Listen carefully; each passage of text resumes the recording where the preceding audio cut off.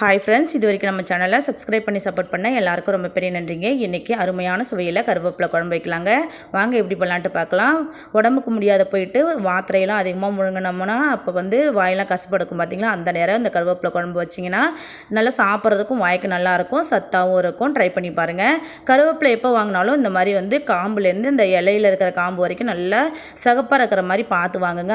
அதுதான் அந்த கருவேப்பிலை தான் நல்லா மணமாகவும் சுவையாகவும் இருக்கும். ஃபுல்லாக பச்சையாக இருக்குது. கருவேப்பிலை நிறைய ரகம் இருக்குது. அந்த கருவேப்பிலெலாம் அதிகமாக மணமாக இருக்காது. ட்ரை பண்ணி பாருங்கள். கருவேப்பிலை குழம்புக்கு தேவையான மசாலா வறுத்துக்கலாம் வாங்க. இந்த டிப்பு பிடிச்சிருந்தது அப்படின்னா நம்ம சேனலை சப்ஸ்கிரைப் பண்ணி சப்போர்ட் பண்ணுங்கள்.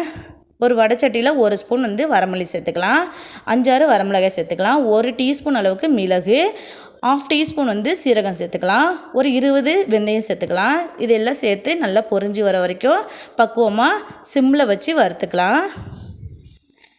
இது நல்லா பொரிஞ்சு வந்ததுக்கப்புறம் வறுத்து முடிஞ்சதும் இதை எடுத்து தனியாக ஒரு பிளேட்டில் மாற்றி எடுத்து வச்சுக்கலாம். கருகிடக்கூடாதுங்க. கருகிடுச்சுன்னா கருவேப்பிலை குழம்போட மணமும் சுவையும் மாறிடும்.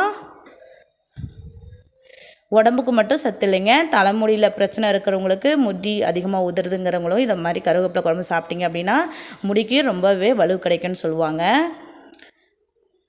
வரமல்லி வரமிளகாயெல்லாம் நல்லா பொரிஞ்சது ஒரு பிளேட்டில் மாற்றி வச்சுட்டு அதே வடைச்சட்டியில் 1 ஸ்பூன் ஆயில் சேர்த்துட்டு ஒரு கைப்பிடி அளவுக்கு கருவேப்பிலை சேர்த்து நல்லா சுருண்டு வர வரைக்கும் எண்ணெயிலே பொரிச்சு எடுத்துக்கலாம்.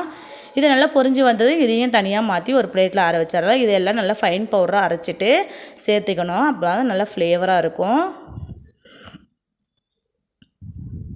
இது நல்லா சுருண்டு வந்துச்சு. இதை மாற்றி ஒரு பிளேட்டில் எடுத்து வச்சிடலாம். அதே கடாயிலே 2 டேபிள் ஸ்பூன் ஆயில் சேர்த்துக்கலாம். கொஞ்சம் போல் கடுகு, சீரகம், ஒரு 5-6 வெந்தயம் சேர்த்து பொரிய விடலாம். நல்லா பொரிஞ்சு வந்ததுக்கப்புறம் ஒரு 15 நம்பர் பூண்டு தொளிச்சு வச்சுருக்கேன், அதை சேர்த்து நல்லா செவர வணக்கிக்கலாம். பூண்டு நல்லா வணங்கினதுக்கப்புறம் ஒரு 20 நம்பருக்கு வெங்காயம், முழு சின்ன வெங்காயம் தொளிச்சு வச்சுருக்கேன், அதை சேர்த்து நல்லா செவர இதையும் வறுத்தெடுத்துக்கலாம். இது வறுக்கிறதுக்குள்ளேயும் நம்ம வறுத்து வச்ச மசாலாலாம் ஆறிடுச்சு. இதை முதல்ல வரமல்லி வரமிளகாயெல்லாம் நல்லா ஃபைன் பவுடராக அரைச்சிட்டு அதுக்கப்புறம் கருவேப்பிலை போட்டு நல்லா ஃபைனாக அரைச்சிக்கோங்க. முதல்ல கருவேப்பிலை அது கூட போட்டுட்டிங்கன்னா அந்த எண்ணெய் வழுவழுப்பில் மையாமல் போயிடும் வரமல்லி வரமிளகாயெல்லாம். அதனால தான் முதல்ல அதை அரைச்சிட்டு இதை ரெண்டாவது போட்டிங்க அப்படின்னா நல்லா ஃபைனாக அரைஞ்சி வந்துடும். வெங்காயம் நல்லா சுருண்டு வந்துருச்சு. இந்த ஸ்டேஜில் 1.5 தக்காளி பழமும் 2 கொத்து கருவேப்பிலையும் போட்டு வணக்கிக்கலாம்.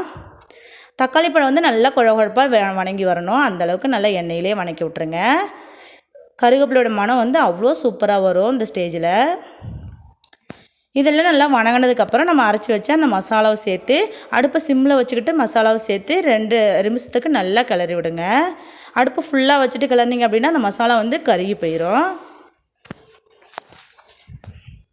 சிம்மில் வச்சுட்டு இந்த மாதிரி நல்லா கிளறி விட்டுக்கணும். ஒரு லெமன் சைஸ் புளி எடுத்து தேவையான தண்ணி சேர்த்து கரைச்சி புளி தண்ணி வச்சுருக்கிறேன். இதை நல்லா கிளறி விட்டதுக்கப்புறம் அந்த புளி தண்ணியை இந்த தாளிப்போடு சேர்த்திக்கலாம்.